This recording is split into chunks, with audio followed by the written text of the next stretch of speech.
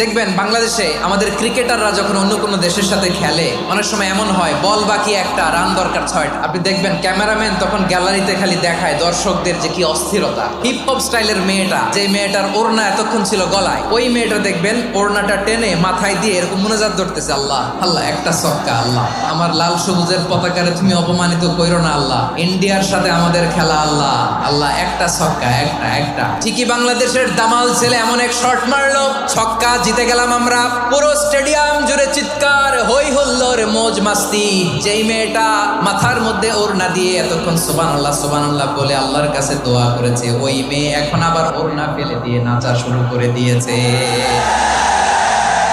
তাহলে আল্লাহর ভয়, আল্লাহর প্রতি আস্থা, বিশ্বাস, ভালোবাসা, এটা কি ক্ষণিকের জন্য? সুখের সময় দুঃখের সময় সচ্ছল অসচ্ছল অবস্থায় বিশ্বাসীরা ভরসা রাখে একজনের উপর, চিৎকার করে বলে পটুয়াখালী তিনি কে?